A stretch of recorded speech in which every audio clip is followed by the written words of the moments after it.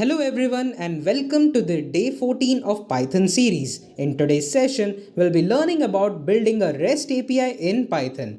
In this session, you will learn how to create a REST, which is representational state transfer API in Python right from scratch.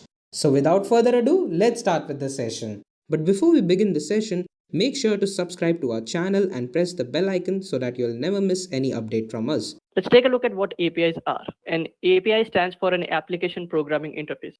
So in case you've ever wondered how two applications interact with each other, or how two applications can connect to each other and then can pass messages, then APIs are the way that we do it. So in case you've ever logged into a website and they give you the option to log in via your Google account or Facebook account, you might be wondering how they do that. Do they get the access to the Facebook's database servers and use those credentials to then log into the Facebook's databases and then authenticate you? That's not really a secure way to do it, but a more secure way to do it is via APIs. So that's why we use APIs to expose certain endpoints or certain procedures that other programs or applications can use to talk to us, to describe to our application what data they want, what applications or what processes they want to perform. This API transaction or API communication also allows for a lot of other kinds of applications like cloud computing applications, in which you are basically offloading a lot of your computations to cloud computing. And this is also something that is done via an API. So APIs are quite prevalent, but a particular kind of API is called a REST API. So what are REST APIs? Well, when you take a look at an API, you could be many kinds of APIs, but if you're looking at a web API, then it's most probably a REST API. So REST API is basically a standard. It's an architectural style. It's how you define your URLs so that the person who's trying to get something from your API can describe the best way that he or she can the data that they want. And then our APIs respond to those requests. So these requests work on URL parameters and methods. So to give you a quick introduction, if you've ever worked with HTTP, which is the protocol that the internet uses, there are several methods that you can use. A method is basically just the intention of your request. So for instance, if you wish to get some data, if you wish to get data from a web API, then you use the GET request or the GET method, as is shown in the image below.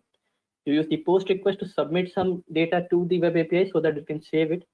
The GET request with a ID or a unique identifier gets you a particular record of that. So for instance, if I have a web API that is serving up user information, then I can just tell it to get me all the users or save a user to my database.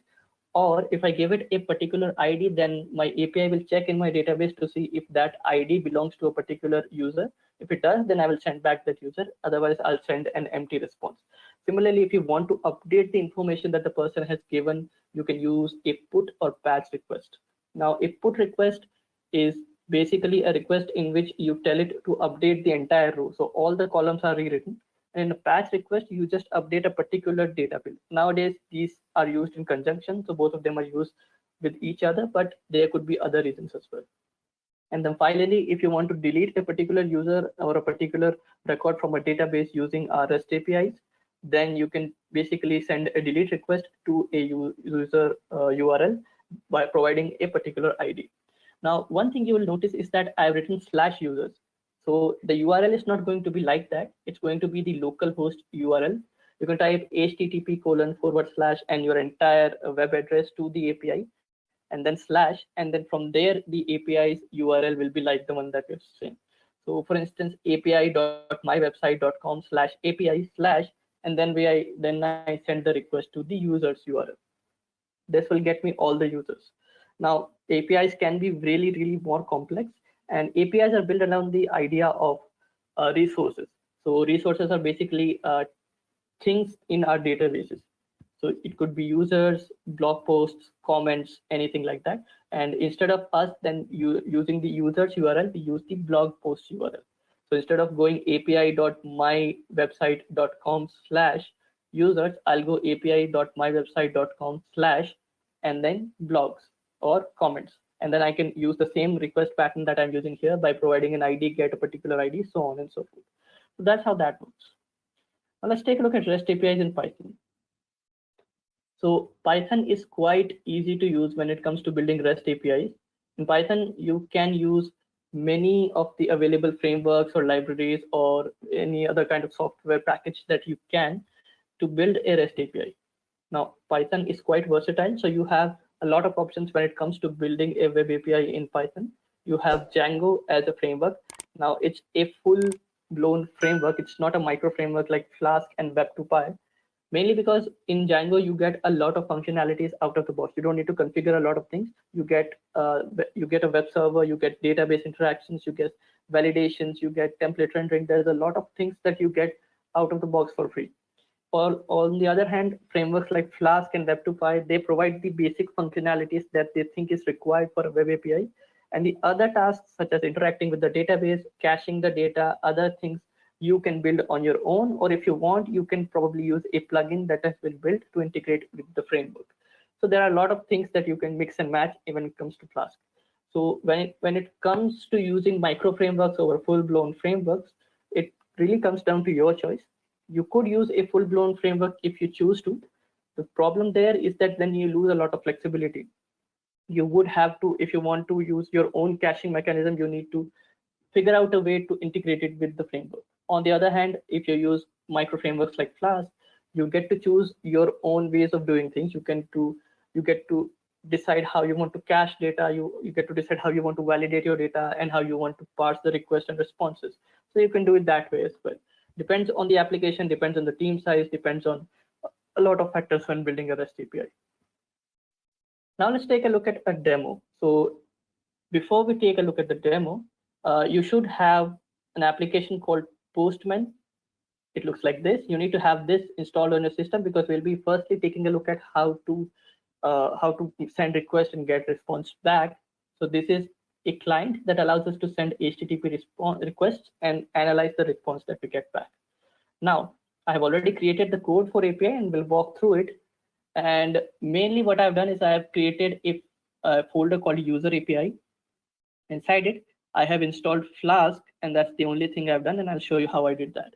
So I go into the user API folder. Now I am using something called pip env to do that.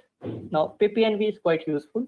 In case you want to know what pip env is and how you use it, we have other sessions on that as well. But to give you basic understanding, a pip env or a pip environment is basically something that allows us to create a virtual environment for our application. So any software package that I install for this application will be confined to this application. On other folders, other applications, I won't be able to use the same frameworks and the same libraries. So in case tomorrow I decide to build another web API, but not using the Flask current version of Flask, but an older version of Flask, let's say Flask 0.8, I won't have to uninstall the current version and then reinstall version 0.8 for that particular application. I can just use a pip environment and do that. So after doing that, I can just install using pip env install Flask. Now I already have it installed, so I think it's going to not work, or it's going to say the requirement is already satisfied. But in case you are going to install it on your system, then you can, as you can see, the installation succeeded quite fast because it's already installed. But in case you're doing on your system, then you will get a much longer description of the steps that have happened. Now, that's the only thing that I need you to install, Flask. Other than that, we are going to be using in pure Python. So you go to the folder and you create an api.py. And then you create two other folders, a user model and a user service. So let's wait for it to open. So our goal with this API is to build an API in which a user can access users in our database. So if someone sends a request to our web API, then they can access our users in the databases, and they can store and they can do a lot of other things as well. So I'll just reconfigure my IDE. Now it works. So to give you a brief understanding of what I'm doing, I have firstly imported Flask, request, and JSONify from our application. I'll explain why we're using that in a moment. And we have imported from user service, we have imported the user service module. So when we go to this folder, we have imported user service from here. Now, what's going on here is that I have created a Flask application and I have instantiated my service, and I'll explain why we have separated these things out. And this is the piece of code that you need to write if you want requests from other origins. So when you're building a REST API, then this is something that you need to add. This is something that we use to allow request from other origins. This is to allow us to get away from an error called course error or cross origin request error. Basically, what we're doing here is we're telling any other website that tries to access data from our website, it's going to be fine because we allow them to do that. So with that, now we'll go to the routes. So these are the URLs that we had already discussed. If I want to get all the users, I want to respond to my web address /users. So it'll go here and it will get all the users using the user service and then JSONify it. Now we'll take a look at what these things are doing. We go to the user service, and in the service, all we're doing is we are taking the model and then we are getting data from the model. The reason why I am just forwarding the request here is because in services you can do a lot of things. So if I had a caching service, then I could probably cache the data that I get from the user and then use that there as well. But I don't need to do that. So in the model, all I'm doing is this. Let me just open up the model for you. Here's the model.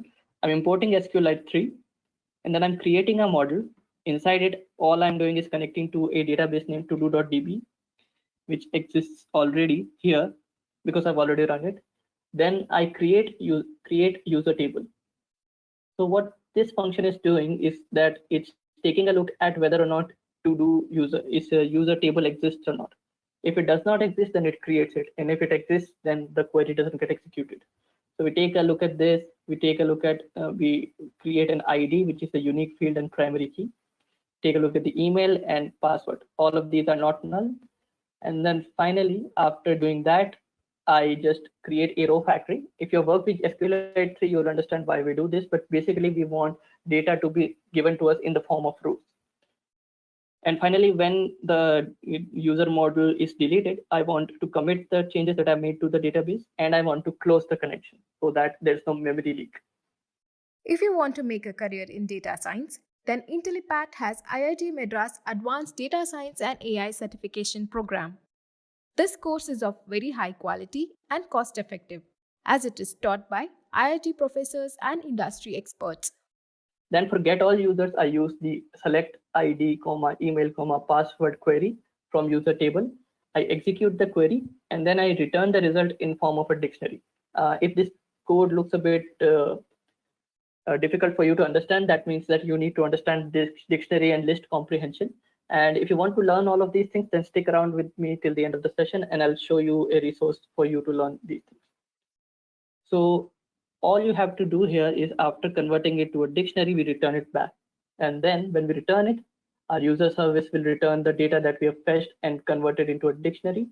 And that data, it then gets returned in the form of JSON.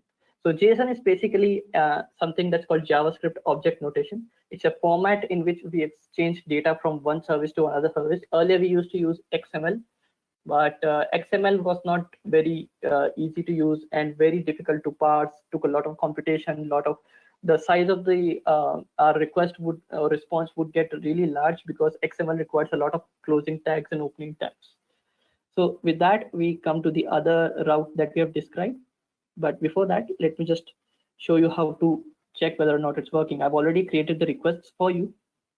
So I open the request. And by the way, if you want to create a request, just click on new request. After that, put in the address. I've not started my web server, which I will do now. Just type Python space and my file name is api.py. Press enter and this starts. So it's showing me that it's starting on localhost :8001, which is the web address. And if I open it here, as you can see, we have opened /users on our base URL. If I send a GET request here,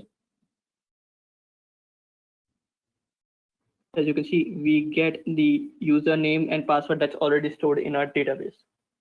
Now, let's take a look at what else we have. We have a way of getting a particular user in the database. We'll take a look at that in a moment. And we also have a way to save user on our database. We do the same thing. We go to our service, and the service is basically delegating the task to a model. And in the model, we're just creating the user. So in the user model, I go and create user. I get the data from the parameters. I get email, I get password, and then I just save it using the insert command. And then you just return back the last row ID, which is basically the last thing that you inserted, and you get it by user ID. So let me just show you how this is working. Firstly, let's try and add a user. So suppose you are trying to create a form that submits user data. So go to body, and let's say instead of I create james@example.com and password is 1abcd@1abc@123. Now I send the form data with the request using a post request, and it sends me back the data that I got. So this is the one that I have. And now if I want to get a particular user ID, I can get the data associated with the first user ID, which is john@example.com, and I can get the second one as well. And I've gotten that as well. Now, another thing we can do is we can update the users. So to update a user, all you have to do is, again, use, as I've already told you, we can use the put and the patch requests. So for the put and the patch request, we update user by ID. We take the user ID from our URL, which Flask does for us. So the benefit of using a framework is that it does a lot of request parsing and things for you. So you don't have to go look at the entire URL and then find out what are the parameters that are passed to me. Flask will do it for you. It passes in the user ID, and all we do is we call the service.update method. We go to the service, and again, update is doing the same thing. It's delegating to the user model. And we go to the user model and we take a look at update user by ID. By the way, for getting user by ID, we're doing the same thing, just checking if user ID is there. Then we connect to the database, we fetch the result, and then we send it back as a JSON. And finally, we get the update user function, in which we basically use the update query. We set the username, we set the email, we set the password, we execute the query, and then we get the updated user using the last updated ID or the current ID that was passed to us. ID will never get updated, so we just update email and password, and using the ID that we have. And then if we take a look at whether or not it's working, we go to update user and go to body. As you can see, I've written the ID as 1 and the method is put. So instead of Jane, let's say johnny@example.com and password is this. Now if I send this request, I've updated the ID. It's now Johnny. And if I now try to get the users, let's try and get all the users first. And we get Johnny and James. So Jane has been updated. And if I get by an ID, I think I've updated it to be the first ID. And as you can see, the changes have been persisted to our database. And finally, if you want to delete a user, basically send a delete request to one of the users. Now, deleting is a special case, mainly because if I open the api.py file, as you can see, I use the delete method. It's the same thing that I've done before, delete user by ID. I send the request to services. In my user service, I use the delete method, and inside it, I just pass it to the model. And inside the model, all I'm doing is I'm deleting it. But the thing is, I'm taking a look at how many rows were affected by the last query. So if it was affected and 1 row was affected, then the status is 200. Now let's understand HTTP status codes. 200 basically means in HTTP protocol, 200 means that everything went okay and as expected. 404 means that the thing that you were trying to access was not found on the server. So we send the status as well as the affected rows back to the user. The service returns the same thing back to the API, and the API converts it into JSON and then send it back to us. So I go to the web API, and in the delete users part, if I send in an ID that does not exist, I get the response of status code 404 and 0 rows were affected. But if I send in an ID that does exist, I get row count of 1 and status of 200. But if I do it again, then again, since row of ID 1 was deleted, then we don't get that. Now, this is how you use it to check whether or not it's working or not. Now, the main benefit of creating a REST API is that you can now create web applications, you can create Android applications, you can create any kind of application that can access this API. So I've created a really small function here. Here, all I've done is I've gotten data back from the API and then displayed in the table. It's a very simple use case. If you want to take a look at the code, let me just show you. This is what it looks like. Now, again, if you don't know HTML, don't know CSS, just stick with me till the end of the slide and I'll show you. Basically, what I'm doing is I'm creating a table, adding this header here, and then basically getting data from the users and then converting that data into HTML elements and then adding it to our HTML web page. This is what it looks like. Let me try and add another data and then this will be fetched dynamically. So if I add another user and instead of James, I type in John. Save it. Now you get the ID to be 3, name, email, and password. So if I refresh this, as you can see, I get both the usernames and passwords that are available in our database. So that way you can build a REST API quite easily. Now, again, this was a very rudimentary example, mainly because REST APIs are quite deep topic and they take a lot of time to cover. But this should give you a basic understanding how you can use Flask and how you can do it. Now, another question that you might be wondering about is why are we separating things into other files like user model and user services? We could have just created it in the same folder and then called the queries and all. But when you're trying to build a good application, main thing that you need to consider is separating things into smaller pieces and then separating those responsibilities into other classes, functions, modules, etc.